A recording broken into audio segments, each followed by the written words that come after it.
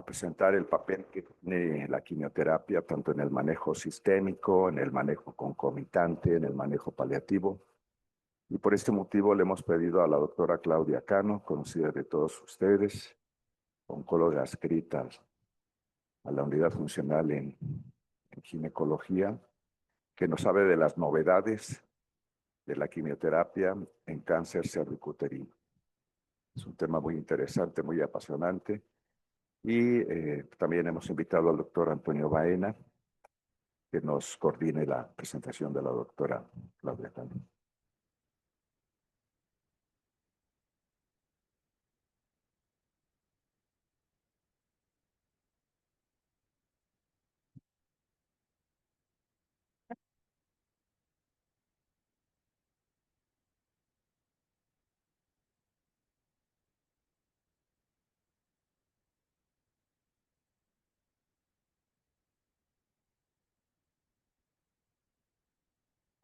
A ver, creo que no.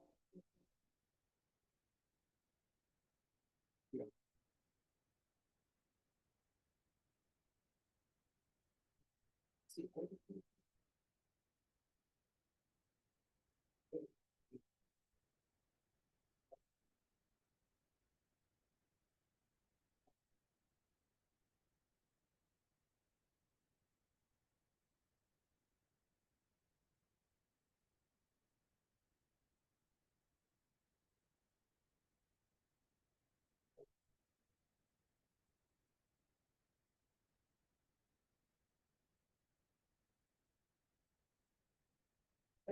sí, necesito.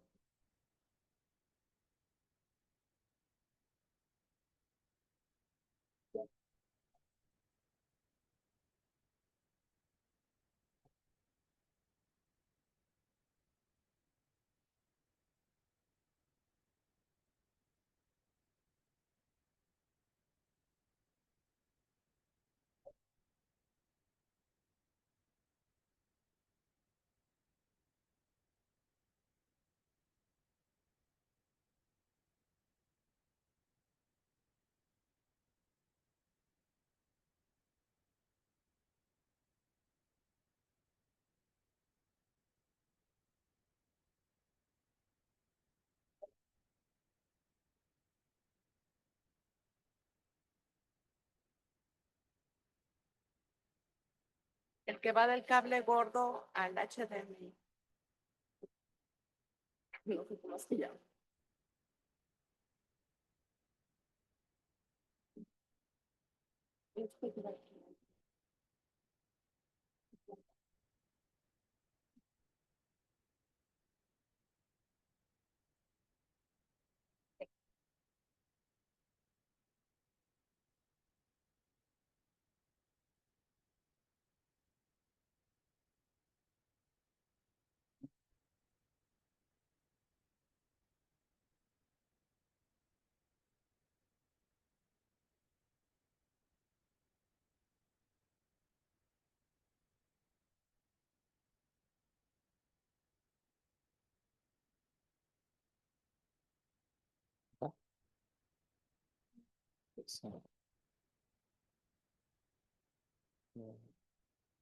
Pero me voy hasta el principio, ¿no?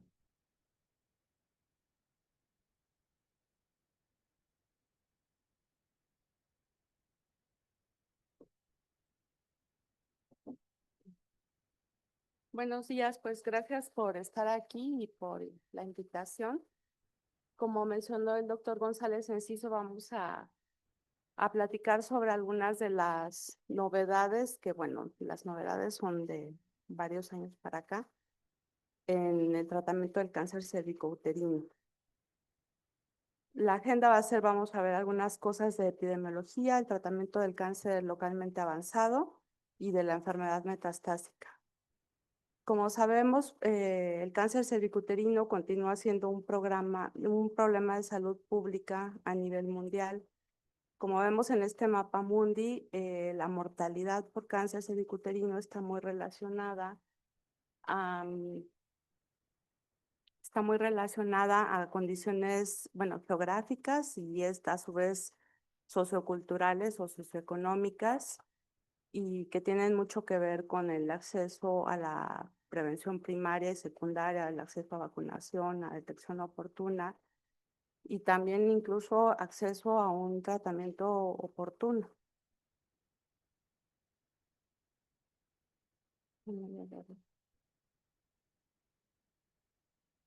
En nuestro país es la segunda causa de cáncer en las mujeres. A nivel mundial es la octava y la novena causa de cáncer y de muerte por cáncer. Y se estima en el Globocan del 2022 que hubo 660,000 casos y provocando la muerte de 349,000 casos aproximadamente. En este diagrama, fíjense ustedes como en anaranjado y en gris, lo que vemos es que en países de África y de Asia básicamente, aquí no está representado México o Latinoamérica, casi el 90% de los casos se diagnostican en etapas localmente avanzadas, a diferencia de lo que pasa en países del norte de América, que ahí vamos a incluir nada más Canadá y Estados Unidos, o incluso Europa Occidental. Entonces seguimos teniendo este problema que se correlaciona a lo que vimos en el mapa mundi. Entonces vamos a pasar ahora al manejo de la enfermedad localmente avanzada. Esto solamente para enfatizar que los estudios que ustedes revisen, digamos de los últimos 20 años, van a ser variados en cuanto a las etapificaciones, entonces hay que tener cuidado solamente cuando se revisan estos estudios. Y lo que vemos aquí básicamente es como sabemos, la supervivencia a 5 años pues está relacionada a la etapa clínica de las pacientes y esta puede ir a 5 años desde un 30 a un 70% más o menos, pero el porcentaje de recurrencias es considerable, un 45% de las pacientes pues van a recurrir. Tenemos que desde hace casi 30 años el tratamiento estándar de las pacientes con cáncer cervicuterino localmente avanzado ha sido la quimio-radioterapia. Pues se hicieron diferentes estudios, se probaron diferentes drogas que eran radiosensibilizadoras o también hay quienes opinamos que pueden tener cierto efecto para el tratamiento de las micrometástasis. Y finalmente, pues hubo un metaanálisis donde se demostró el beneficio de dar no solamente la radiación, sino la quimioterapia. Y desde entonces, pues es el estándar de tratamiento. Aquí lo que es muy importante es que, bueno, sí se vio un beneficio absoluto, tanto en supervivencia global como en supervivencia libre de progresión a 5 años de 6 y 8%. Pero vean ustedes cómo este beneficio es mayor para las etapas tempranas. Este beneficio es aproximadamente el 10, absoluto es del 10% en etapas tempranas y cae en etapas clínicas 3 y 4 hasta un 3%. Entonces aquí es un grupo de pacientes que son las que frecuentemente nosotros vemos, que realmente pues todavía tenemos mucho que hacer o hemos tenido mucho que hacer por muchos años.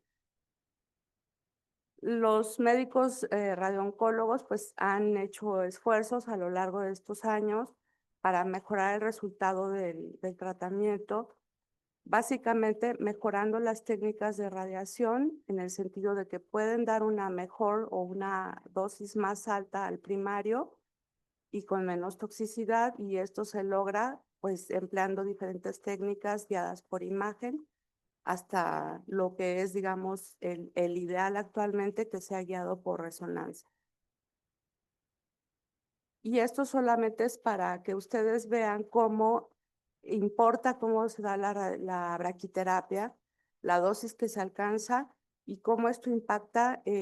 Si no damos braquiterapia, así damos una braquiterapia en 2D, que sería la que se logra guiada por una radiografía, a una 4D, que sería la que se logra guiada por resonancia, cómo esto impacta en la supervivencia de las pacientes. Y este estudio, que también es importante que lo conozcan, pues es el INRACE, que es un estudio prospectivo de calidad de la radioterapia. Y vean ustedes cómo el simple hecho de dar una radioterapia de calidad, definiéndose calidad como la dosis total que puedes alcanzar, que es de 85 a 90 grays, y la duración de 56 días desde el inicio de la teleterapia hasta el término de la braquiterapia. Todo eso en sí mismo da muy buenos resultados. Entonces, esto es algo por lo que tenemos que buscar que en nuestros centros oncológicos haya una radioterapia de calidad, porque esto realmente impacta en la supervivencia de las pacientes. Y bueno, tratando de mejorar también desde hace muchos años, de mejorar estos resultados, se ha estudiado la quimioterapia neoadyuvante. Básicamente estos dos estudios son de los últimos, digamos, mejor realizados. Básicamente incluían pacientes que se les daba quimioterapia neoadyuvante. Generalmente se usaba carboplatino y paclitaxel y después se llevaban a cirugía. Ambos estudios fueron negativos, simplemente los mencionamos para que vean que esta es una estrategia de neoadyuvancia, o sea, es una estrategia que generalmente incluyen unos 4 ciclos, o sea, unas 12 semanas de tratamiento más o menos, de 2 a 18 semanas, que es distinta a otra que vamos a ver más adelante. Entonces, estos estudios pues fueron negativos. Después también se han hecho intentos de mejorar los resultados dando quimioterapia adyuvante. Hay también varios estudios, 2 ensayos clínicos controlados, los otros con más sesgos así de selección, pero básicamente pues también ha sido negativa esta estrategia terapéutica. El último estudio y de los aleatorizados que mencionábamos es el estudio Outback. Básicamente aquí la estrategia era dar la quimio-radio convencional y braquiterapia contra quimio-radio-braquiterapia más 4 ciclos de quimioterapia con carboplatino paclitaxel. Y el objetivo primario fue la supervivencia global y hubo otros como la supervivencia libre de progresión, toxicidad, todo esto. Y el estudio también fue negativo. Entonces, incluso hasta, pues la autora dijo, ya dejemos de estudiar la adyuvancia porque no funciona, ¿no? Y bueno, ahora es el lugar del estudio Interlace, que seguramente han ustedes escuchado, que es diferente en su estrategia de tratamiento sistémico a la neoadyuvancia en sí. Aquí lo que se vio con los estudios de neoadyuvancia es que los ciclos cortos de quimioterapia, o sea, dar poquita quimio o intensidad de dosis, esto quiere decir la cantidad de quimio que das cada semana, en un ciclo corto previo a la radiación podía tener un impacto. Antes de este estudio fase 3 hubo un estudio fase 1 que fue promisorio, entonces fue que se diseñó este estudio. Es un estudio pues académico, no, a diferencia de otros, muchos de oncología médica que están auspiciados por la industria farmacéutica, este es algo pues totalmente académico. Básicamente, bueno, aquí las pacientes eran de la FIGO del 2008. Entonces, por ejemplo, todas las pacientes que tenían ganglios retroperitoneales estaban excluidas, no están consideradas en este estudio. Y como les decía, son 6 aplicaciones de carboplatino AUCD2 y paclitaxel a 80 miligramos semanal, 6 semanas, para justo en la 7ª semana empezar la radioterapia. Eso es muy importante. O sea, no dar más quimio, no retrasar la radioterapia, el cómo se da la secuencia de los tratamientos es muy importante. Y aquí se hicieron estratificaciones también para evaluar los resultados de acuerdo al sitio, a la etapa, estado ganglionar, el tipo de la radiación. Y los objetivos pues fueron primarios, fueron duales de libre de progresión y supervivencia global. Y los secundarios pues fueron evaluar eventos adversos, patrones de recaída. Y bueno, aquí lo que vemos es básicamente las características generales de la población. Aquí cabe mencionar que los países que más reclutaron fueron Inglaterra y México. Y las etapas clínicas que predominaron hasta en un 70% fueron la etapa clínica 2B. También, pues como es de esperarse, la mayoría de las pacientes tenían un subtipo escamoso y hasta un 60% de las pacientes tenían ganglios negativos. Entonces, es una población que vamos a ver, a diferencia de otro estudio similar, es de mejor pronóstico. Y aquí pues vemos que hay beneficio en la supervivencia libre de progresión. Si ven ustedes, es un seguimiento grande, fue un estudio que se esperó por mucho tiempo y fue consistente el beneficio en tanto en supervivencia libre de progresión como en supervivencia global.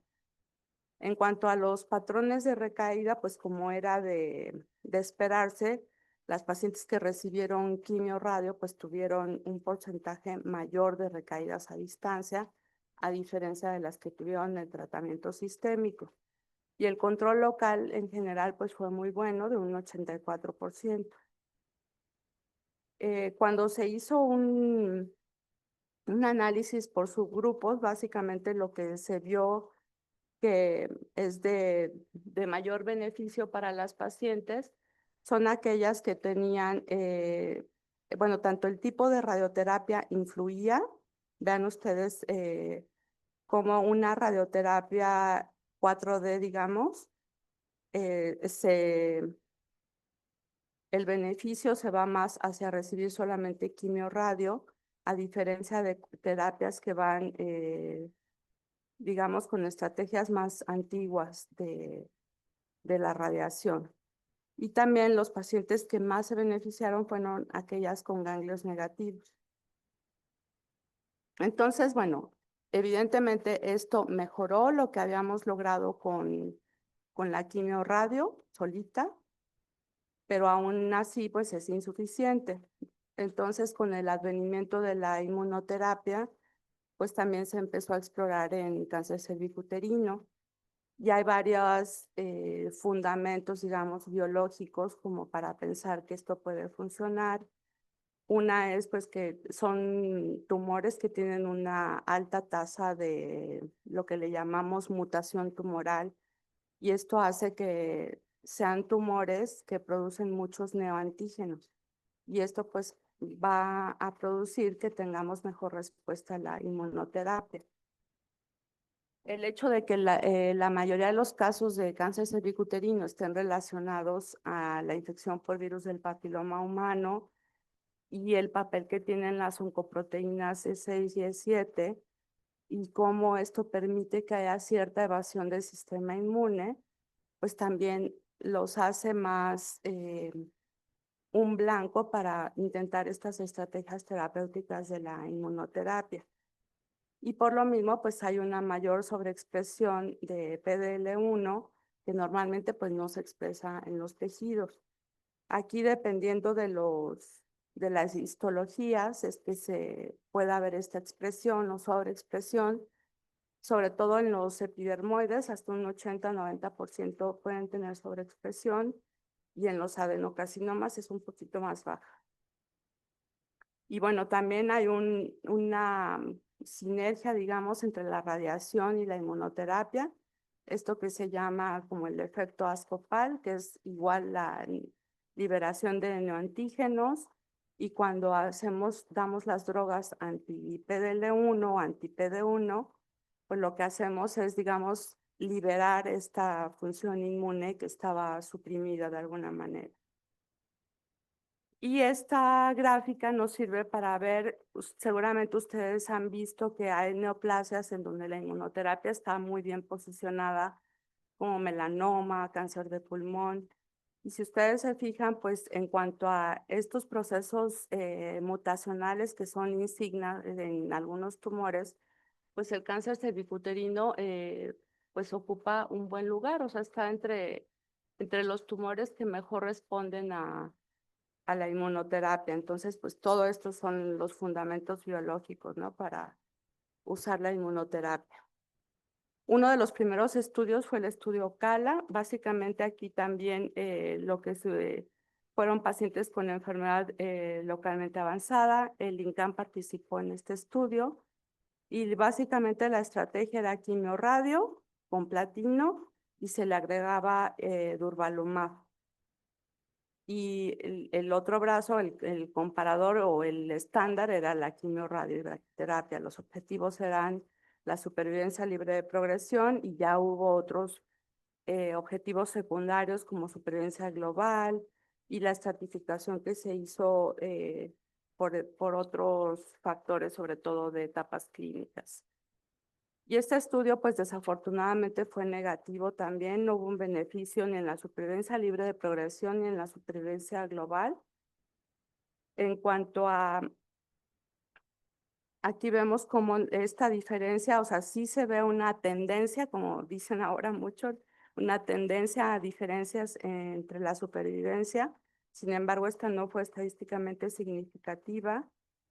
Y pues hay análisis de subgrupos que sugieren qué poblaciones, o sea, recuerden que siempre estamos buscando qué biomarcadores o qué condiciones clínicas nos pueden ayudar a dirigir mejor las terapias. Entonces, estos análisis de subgrupos, pues para eso sirven.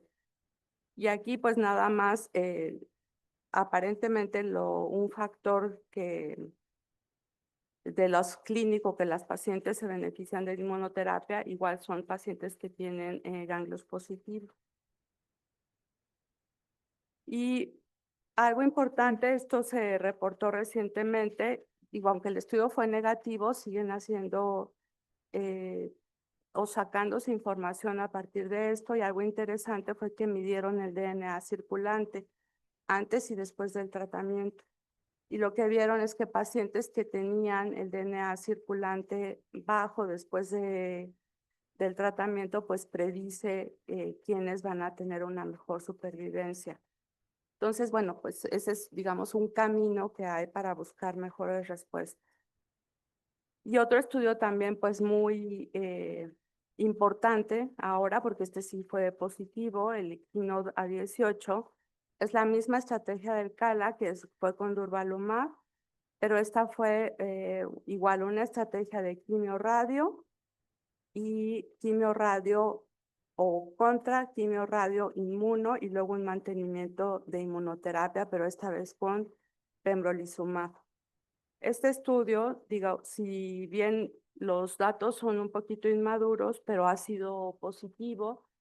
Y lo que vemos aquí básicamente son la estratificación de acuerdo a las características clínicas. Si ustedes se fijan en estos estudios, se pone mucho énfasis en el tipo de radioterapia que se da. Entonces, más o menos los dos grupos, bueno, están balanceados y el estatus del PDL1, la mayoría de las pacientes también en ambos grupos eran PDL1 positivo.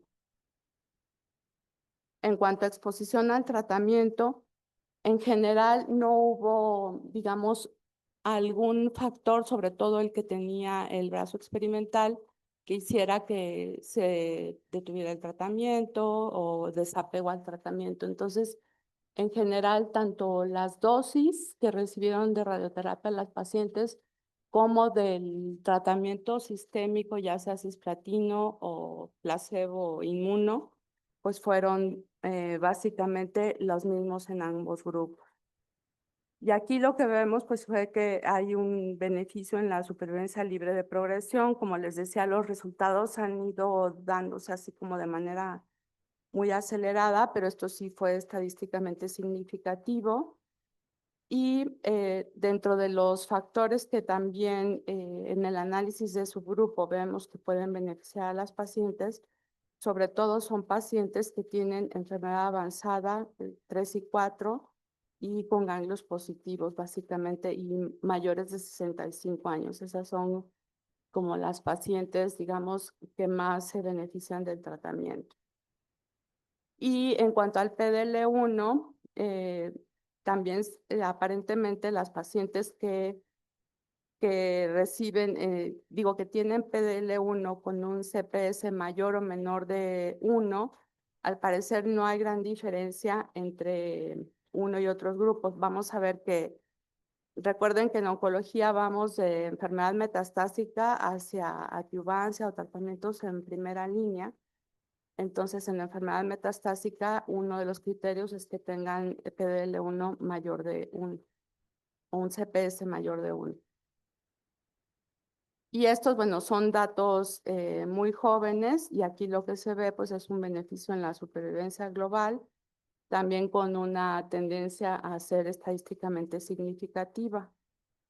Dentro de los eventos adversos, obviamente aquí por dar, se espera, bueno, que haya los gastrointestinales, los hematológicos y los inmunomediados. En general estuvieron dentro de lo descrito y lo más común pues son, digamos, el hipotiroidismo, la diarrea y los hematológicos, pero digamos que había un temor de que pudiera haber mayor toxicidad gastrointestinal porque la inmuno en sí, bueno, la quimiorradio da diarrea, da enteritis y la inmuno también lo puede dar, pero no hubo diferencias en ese sentido. Aquí, como ustedes ven, en cuanto a colitis, sí hubo un poquito más de casos con colitis, pero no fue significativo. Creo que ya me estoy atrás. Y en cuanto a calidad de vida, pues también el dar un tratamiento adicional o el pensar que da uno un mantenimiento no repercutió en la calidad de vida de manera negativa. Y este es pues solamente un comparativo entre estos dos estudios que fueron muy similares, ¿no? El CALA aquí a su izquierda y el A18 a su derecha.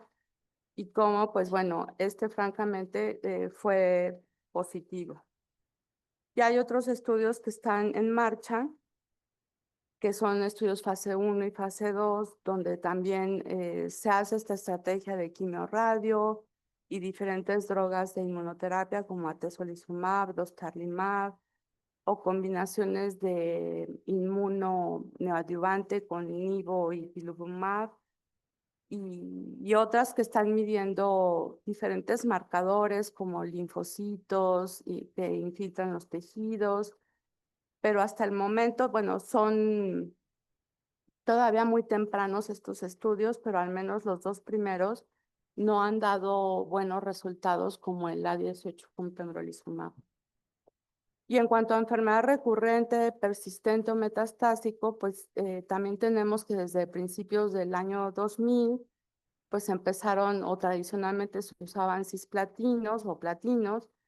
Después vino el uso del paclitaxel y esto empezó a ser un estándar con cisplatino paclitaxel, hasta que un poquito más tarde, como en el 2009, hubo un estudio que comparó diferentes combinaciones de cisplatino con paclitaxel, con otras drogas, topotecan, vinorelbine, gemcitabine, y finalmente, pues el que tuvo mejor resultado y perfil de toxicidad fue el cisplatino y el paclitaxel, y ese vino a ser desde entonces, pues digamos, nuestro estándar de tratamiento. Y igual que en otras neoplasias, pues también en general el cisplatino y paclitaxel no es un esquema tan bien tolerado, sobre todo en pacientes con enfermedad metastásica o que no tienen un buen estado funcional. Entonces se hizo un estudio de no inferioridad que comparó cisplatino con paclitaxel contra carboplatino y paclitaxel y se vio pues que son en resultados similares y con un mejor perfil de toxicidad el carbopaclitaxel, por lo que ya se dejó como el estándar, ¿no? También desde hace muchos años. Ahora, pues, ¿cómo mejorábamos esto? Pues había que empezar a agregar otras drogas y sabíamos que la angiogénesis, que es este proceso de formación de nuevos vasos en el microambiente tumoral, tenía un papel importante en el cáncer cervicuterino. Se hizo un estudio inicial donde se empleó en el 2007, por ahí más o menos, donde se empleó bevacizumab y se dieron estos resultados prometedores, por lo que se diseñó el estudio GOG 240. Aquí básicamente se compararon diferentes versiones parecidos al estudio inicial que nos llevó a que el estándar fuera el cisplatino paclitaxel, pero aquí se le agregó bevacizumab. Y había este grupo de topotecan paclitaxel, sobre todo para aquellas pacientes que habían estado ya expuestas a los platinos, pensando en que ya no iban a ser tan funcionales para este tipo de pacientes. Y bueno, este estudio pues tuvo beneficio en la supervivencia global y con una diferencia estadísticamente significativa. Si bien es un beneficio pues pequeño, digamos en meses, pero bueno, es un beneficio después de mucho tiempo que se había logrado. Y básicamente pues se vio igual en el análisis de subgrupos que muchas de las pacientes que tradicionalmente se consideraban como de alto riesgo, pues son las que más se beneficiaban de agregar el bevacizumab a la quimioterapia. Y pues también vemos que hubo un beneficio en la supervivencia libre de progresión y también hay mejores tasas de respuesta a la quimioterapia con la adición del antiangiogénico. En cuanto a los eventos adversos, básicamente pues uno de los más temidos pues es la presencia de fístula. De hecho, pues no todas las pacientes son candidatas a recibir bevacizumab. Aquellas pacientes que tienen o que consideramos en un alto riesgo de desarrollar una fístula, pues mejor no se emplea el bevacizumab. Y en general, pues el porcentaje más o menos de presentación de fístulas fue de un 14%, ya sea fístulas urinarias o gastrointestinales, pero estas no tuvieron ninguna complicación así grave que requiriera manejo quirúrgico o de sepsis. Y pues tratando de mejorar estos resultados, también vino el estudio Keynote 826, aquí también participamos en el INCAN, y este básicamente es para enfermedad persistente, recurrente o metastásica de inicio. La quimioterapia era carboplatino, cisplatino y bevacizumab a discreción del investigador, y pembrolizumab era contra placebo y era un doble ciego. Y este estudio pues también vemos que tenían pacientes con características clínicas similares y vemos que hubo un beneficio en la supervivencia libre de progresión en toda la población y sobre todo en las pacientes que tenían un PDL1 por CPS mayor de 1.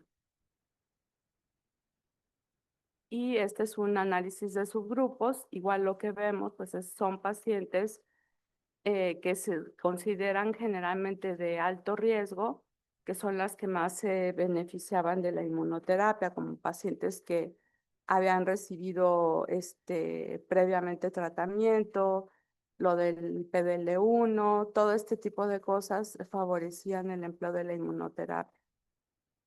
Y estos son los porcentajes de respuesta en relación al PDL1 y toda la población, tratando de establecer si digamos, el punto de corte para el PDL1 debía ser 1 o 10, y se vio que, bueno, a partir de 1 los resultados son positivos.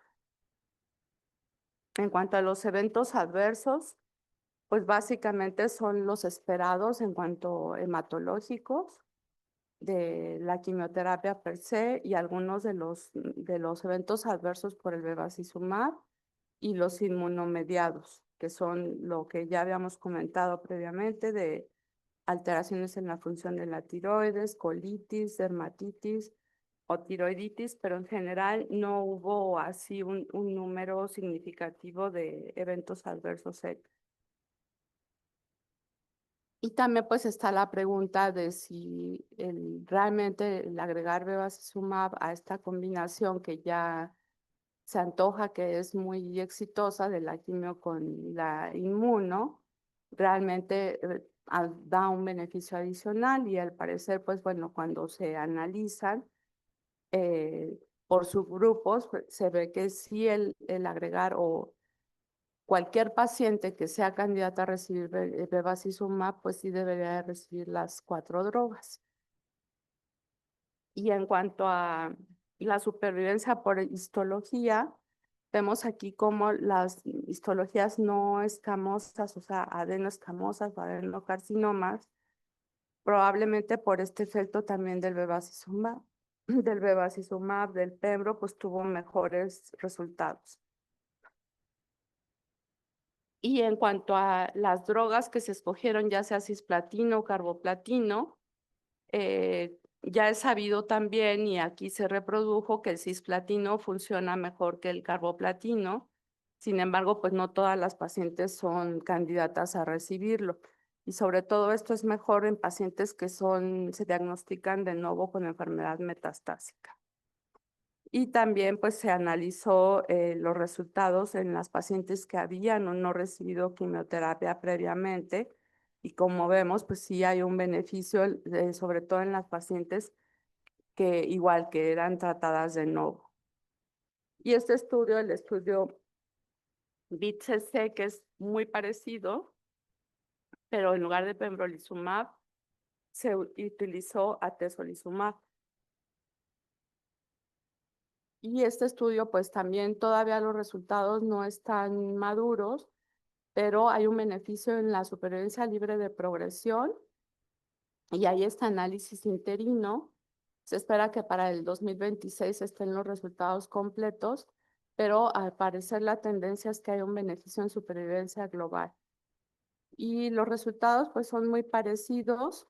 Recientemente se reportaron resultados en cuanto al empleo de bevacizumab y a la expresión de PDL1 y aparentemente pues no tenemos diferencia y a diferencia de lo que hubo en el 826, de que ellos sí vieron que había un mejor resultado con la expresión de PDL1, en el caso del BIT no se encontró que hubiera diferencias debido a la expresión o no del PDL1. Entonces aquí ya tenemos digamos, un resumen de lo que hemos ido ganando en los últimos años al ir incorporando antiangiogénicos, inmunoterapia. Y pues, ¿qué pasa cuando no podemos dar esos esquemas de tratamiento o cuando esos esquemas fallan? Pues tenemos la quimioterapia tradicional, que francamente pues no hay un estándar, son diferentes drogas y sus porcentajes de respuesta pues son muy bajos.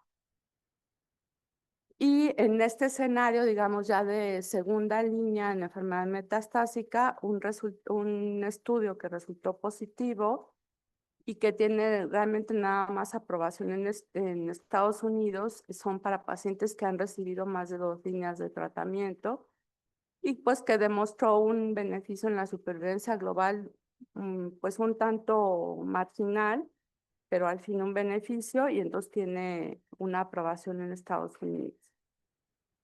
Y entonces, bueno, ya vimos que el porcentaje de respuestas con quimioterapia en segunda línea pues son bajas, que no hay un estándar. Entonces se han intentado utilizar otras estrategias como la terapia celular adaptativa o las vacunas que combinan agentes de inmunoterapia con blancos, sobre todo que tienen que ver con el VPH. Todos estos estudios, bueno, están en marcha, algunos han salido negativos, son tecnologías pues muy costosas y son estudios pues complejos de realizar. Y pues también tenemos el advenimiento de los anticuerpos conjugados que al igual que en otras neoplasias pues han dado buenos resultados. En particular en cáncer cervicouterino tenemos el tisotumab vedotin.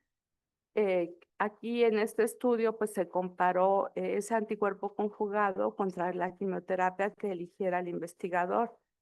Aquí ustedes ven cómo pues puede ser cualquiera de esas 5 drogas y el objetivo primario fue la supervivencia global. Y pues se vio que sí había un beneficio en la supervivencia global de las pacientes de un 48 contra un 35%. Y también una mejoría en la supervivencia libre de progresión. Entonces, este tratamiento, digamos que sería ahorita, pensando en que ya otorgamos inmunoterapia en primera línea con quimioterapia, inmunoterapia y bevacizumab, esta sería nuestra mejor segunda línea, ¿no? En cuanto a los eventos adversos serios, son similares a los de otros anticuerpos, que es sobre todo la conjuntivitis o queratitis y neuropatía periférica. Y pues este estudio es muy interesante, sobre todo, bueno, aquí vemos cómo hubo varios brazos de quimioterapia con el tisotumab. Esto me estoy sintiendo mal. Yo creo que me voy a bajar. Pero ya voy a acabar. Ya no me falta. Sí.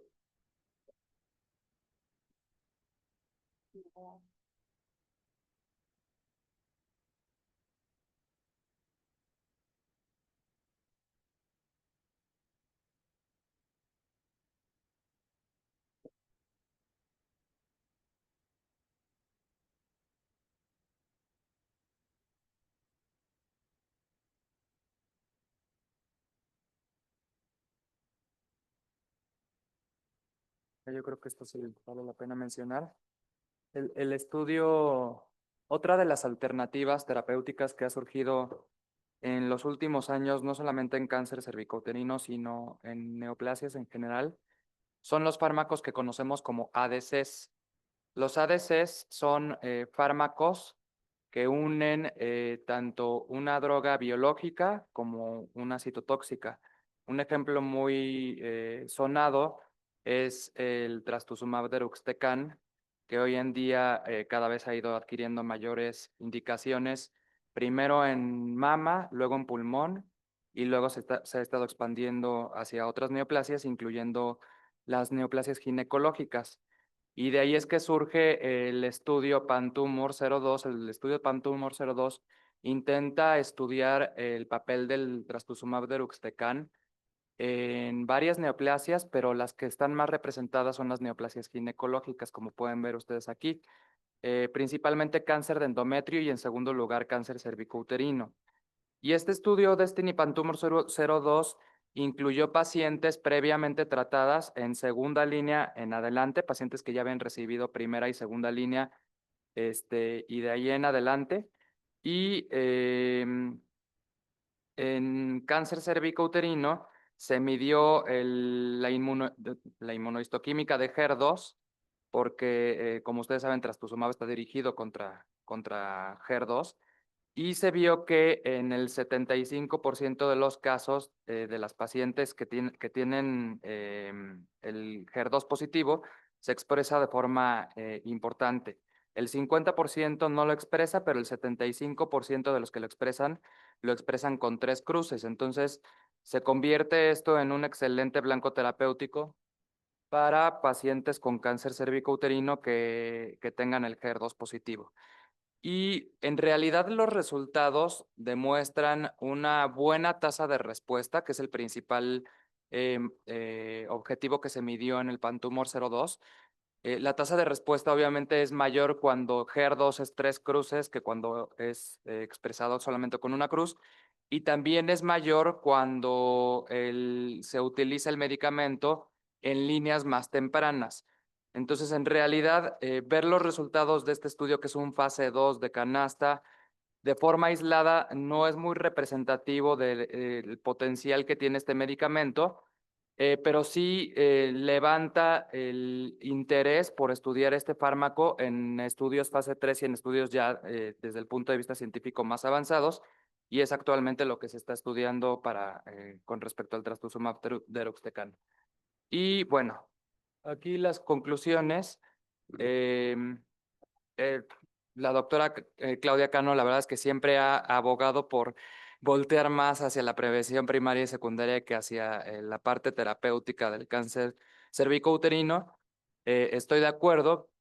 Sin embargo, aquí pues nuestra principal función es ver a las pacientes ya con la enfermedad y por eso la importancia de hablar sobre enfermedad localmente avanzada y metastásica. Mis conclusiones es que dentro de los últimos 25 años realmente no habíamos visto grandes avances en el tratamiento del cáncer cervicouterino.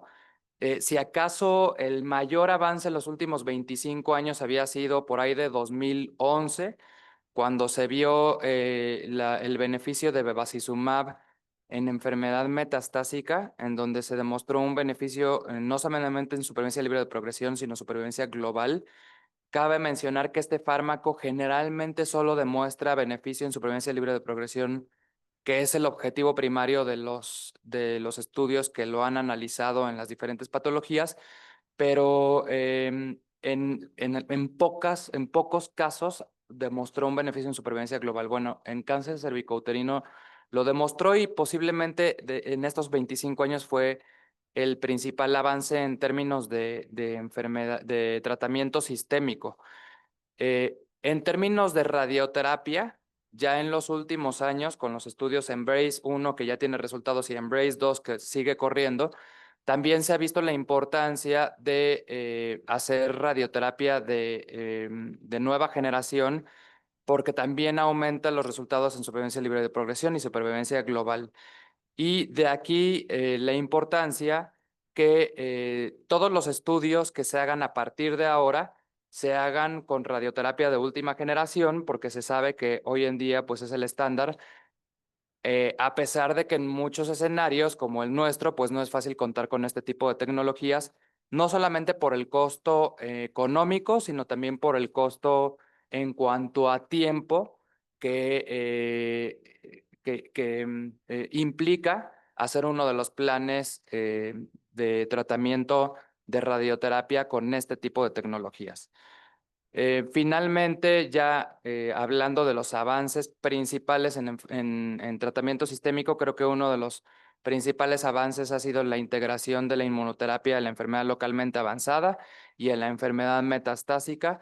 Y lo que viene a futuro, que seguramente va a ir avanzando a líneas más tempranas, porque hoy en día están aprobado en Estados Unidos y en Europa para enfermedades que ya han sido resistentes a primera línea de tratamiento, pues el uso de los ADCs como trastuzumab deruxtecan y tisotumab vedotin y de otros más, de otras estrategias más que tienen que ver con el sistema inmune y con las características de este tipo de neoplasia en específico. Pues podemos quedarnos aquí un rato más para comentarios y preguntas. No sé si la doctora se vaya a volver a integrar, pero aquí estamos para cualquier tipo de intervención que quieran hacer.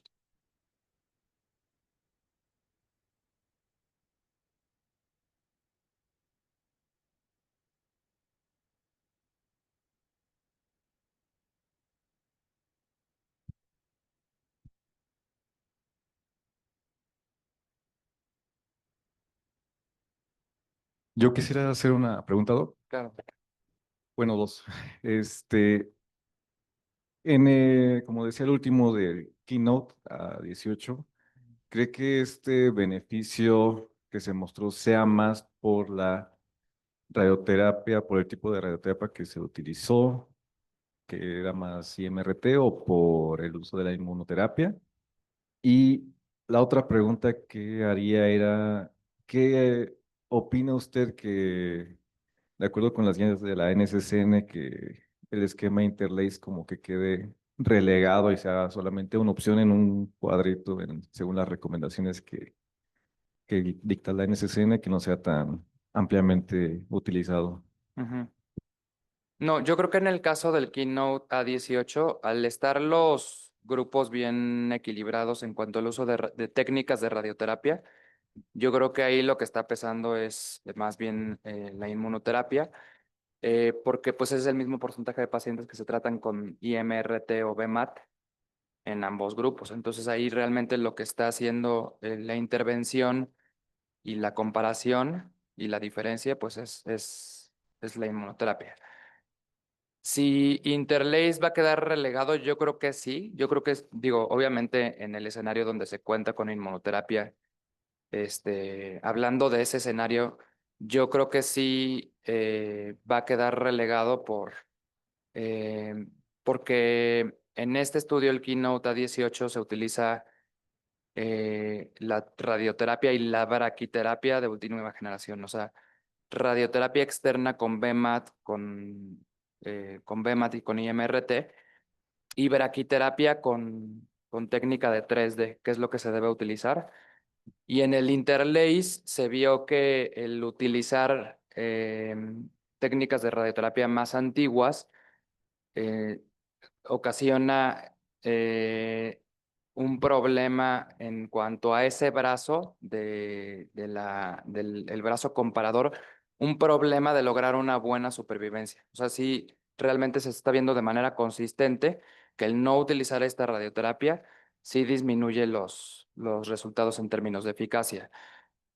Por esa razón, creo que en el Interlace lo que está haciendo la quimio neoadyuvante es de alguna manera contrarrestar la deficiencia en la técnica de radioterapia, y creo que en escenarios como el nuestro, donde no tenemos BMAT y MRT, sí resulta una técnica atractiva, pero en lugares donde se cuenta con no solamente el aparato, sino el tiempo para tratar pacientes con estas nuevas tecnologías, creo que sí es más relevante optar por darles esa mejor oportunidad.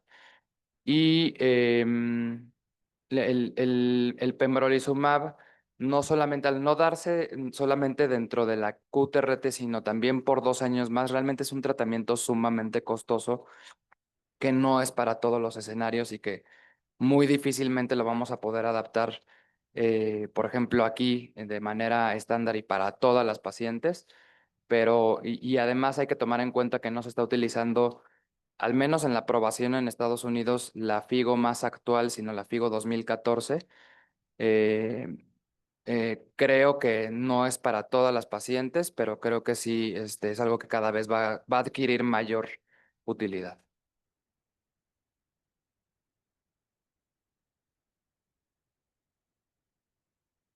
¿Alguna otra pregunta? Comentario. Doc.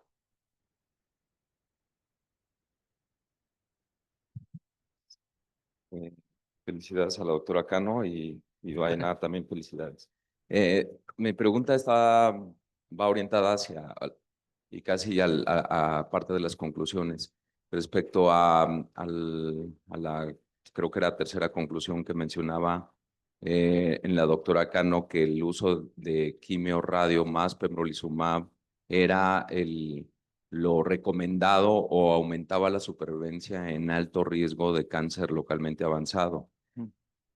Si bien, pues sí, o sea, de acuerdo a lo que mostraron de los estudios, parece ser así, parece que aumenta la supervivencia el uso de pembrolizumab más quimiorradio, pero a veces cuando también estamos en la discusión de la unidad funcional, en estos de alto riesgo localmente avanzados, pues nos vamos al contrario, o sea, indicamos quimioterapia inicial, posteriormente quimiorradio, que era la siguiente conclusión que mencionaban ahí, que la quimio neo más posterior a la QTRT estaba indicado en los pacientes localmente avanzados, pero de bajo riesgo. Aquí quisiera saber el punto de vista, si tal vez nos estamos orientando más hacia dar más quimioterapia en esos de alto riesgo y no darle el valor que tiene probablemente el uso del pembrolizumab. Sabemos que es limitado, sabemos que a veces no se cuenta con el pembrolizumab, pero sí probablemente sea un incremento favorable a las pacientes en esos grupos, ¿por qué no indicárselo? Esa sería, creo que la pregunta. Y bueno, ya mencionaste respecto al Interlace, pues yo estoy totalmente de acuerdo. Creo que también aquí las técnicas de radiación pues no fueron las óptimas en el uso en el protocolo del Interlace, pero probablemente también hacia allá vayamos a migrar, ¿no? O sea, mejores terapias de radiación y probablemente pues hasta las vacunas que vaya a ser alguno de alternativas con uso de inmuno y quimioterapia. Pero quisiera saber tu opinión, por favor. Sí, yo creo que sí se le debería de dar prioridad a inmunoterapia en la enfermedad localmente avanzada de alto riesgo y no tanto optar por quimioterapia en el adyuvante. Pero algo que hemos platicado también con algunos radiooncólogos es que algunos tumores que ellos consideran voluminosos, más de 4 centímetros, realmente son los nuestros. O sea, se me hace como un límite muy bajo. Yo creo que tumores muy voluminosos, tal vez más de 5, más de 6 centímetros, es muy difícil controlarlos y erradicarlos con radioterapia. Y eso es algo que no se ha estudiado, desafortunadamente. Entonces, yo creo que esos tumores que son realmente voluminosos, no de 4, no de 5, más realmente voluminosos, y esos tumores que son el clásico que tiene necrosis, que se absceda, que tiene a la paciente sintomática, incluso hasta con febrícula o fiebre, yo creo que esos sí difícilmente se van a erradicar. ¿Y por qué digo creo? Porque, repito, eso no se ha estudiado. Entonces, en esos casos, hemos optado por dar quimioterapia para tratar de reducir el volumen y facilitar la eficacia de la radioterapia. Es algo no estándar, pero es algo que hasta creo que pecamos al no tenerlo ya protocolizado, por la alta cantidad de pacientes que pudieran ser candidatas a un protocolo así, ¿no? Pero fuera de estos tumores que difícilmente se van a curar, eh, alto riesgo, vamos a llamar 4 centímetros y con ganglios positivos, esos definitivamente sí deberíamos de priorizar la utilidad de inmunoterapia. Y si acaso en nuestro escenario en donde no tenemos técnicas de radioterapia más actuales, tenemos pacientes que son pocas, pero con ganglios negativos, ahí sí creo que pudieran ser las mejores candidatas para quimio de inducción. No sé si se contesta. Sí, sí, y creo que en esta misma línea, creo que la mayoría de los pacientes, el 80% probablemente, pues cumple con los criterios de alto riesgo. O sea, muy probablemente a esa cantidad de pacientes deberíamos de, pues, estar probablemente iniciando, o dando más bien a ustedes, dar pembrolizumab más quimio radio como mejor alternativa de tratamiento actual. No sé. Sí, pues digo, yo creo que esto ya es una discusión más, o sea, decisiones muy, no quiero decir administrativas, pero sí, suponiendo que tenemos acceso a pembrolizumab para un número limitado de pacientes, y decidir si lo usamos en localmente avanzada o en enfermedad avanzada, yo creo que para localmente avanzada hay otras deficiencias más que son más importantes que el agregar un tratamiento que posiblemente le vaya a ayudar un 8%, ¿no? ¿Qué otras más? Pues tratar de reducir los tiempos de inicio de radioterapia, tratar de que las pacientes cumplan un tiempo corto desde el inicio hasta el final del tratamiento, que no se pierdan, porque a veces le damos la primera quimioterapia y la paciente no regresa, pero continúa con radioterapia. Entonces, yo creo que hay varias deficiencias más en la forma en la que estamos tratando las pacientes que el pembrolizumab, ¿no? Entonces, yo creo que en este momento, sí, definitivamente lo ideal es darlo, pero si tenemos un número limitado de acceso a este tipo de tratamiento, ese tipo de decisiones han sido difíciles, pero no se ha podido todavía optar por pasarlo a este tipo de pacientes. ¿Más o menos se contesta? Adelante, David.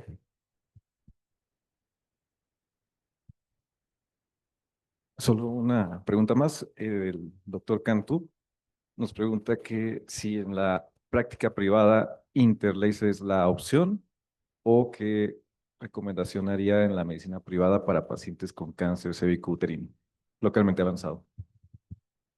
Si suponemos que el BIMAT y el IMRT van a ser suficientes para lograr el efecto que requerimos de ese 10% de beneficio en supervivencia global, no deberíamos de utilizar el Interlace, pero eso sería una suposición.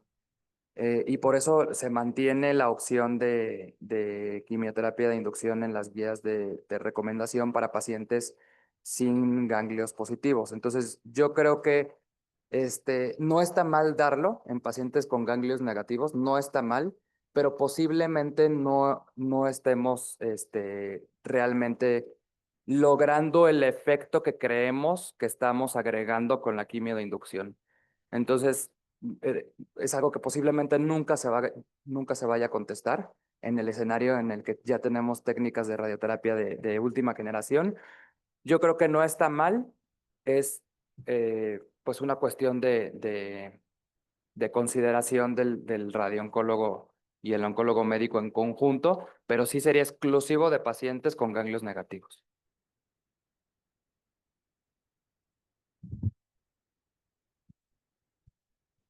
Y ya, yo creo que una última pregunta. Ujú. Digo, ya vimos que evidentemente la inmuno, y regresando al tema de la inmuno, ¿sí? Sobre todo porque sabemos que es algo que tiene evidencia de que sirve, ¿sí? Para estos pacientes, pero que no cualquiera lo puede tener, ¿sí? Y particularmente con los que son PDL1 negativos. La pregunta es muy concreta, o sea, ¿en qué porcentaje el PDL1 es negativo? Ujú.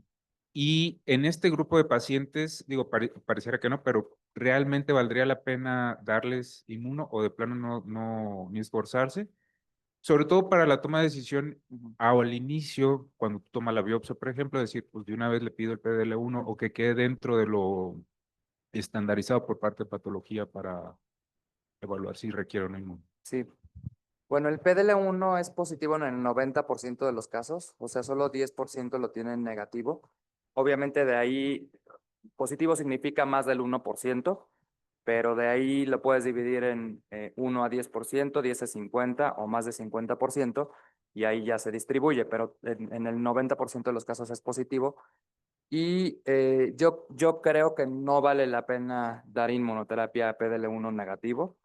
El estudio se diseñó para demostrar un beneficio en dos grupos. En un análisis por intención a tratar, o sea, en toda la población, y en la población con PDL1 positivo. Y en ambos hubo un beneficio. Y por esa razón, hay quienes abogan porque el pembrolizumab se dé a todas las pacientes. Sin embargo, cuando uno ve el forest plot, es muy notorio cómo las pacientes con PDL1 negativo no tienen realmente un beneficio. Entonces, creo que la tendencia de las aprobaciones a nivel internacional son hacia que no se den PDL1 negativo y yo estoy de acuerdo. Yo creo que se debería de reservar para la gran mayoría de las pacientes, el 90% que tienen el PDL1 positivo. Entonces, valdría la pena decirles desde un inicio, porque al fin y al cabo la biopsia la tomamos nosotros, ¿no? Entonces, nosotros decir al patólogo, ¿sabes qué? Pues de una vez hazle el PDL1 a tus Para enfermedad pacientes. localmente avanzada, yo creo que sí vale la pena. No nos va a tomar la decisión de darlo durante la quimio radio, porque ahí no hay, ahí realmente no está influyendo el estado del biomarcador. Nos serviría para la enfermedad metastásica o para la recurrencia. Pero sabemos que el 45% más de nuestros pacientes van a tener una recurrencia o no van a responder a QTR. Pero en localmente avanzados me refiero. No, en localmente avanzado no hay ninguna influencia del biomarcador. Ahí es diferente. Ujú. Digo, valdría la pena para tener el biomarcador para que en el momento de la recurrencia o de la persistencia, pues ya tengamos el resultado, ¿no? ¿Cómo? Ya estás Sí, pues sí. condenando a la paciente. Bueno, gracias. Buen día.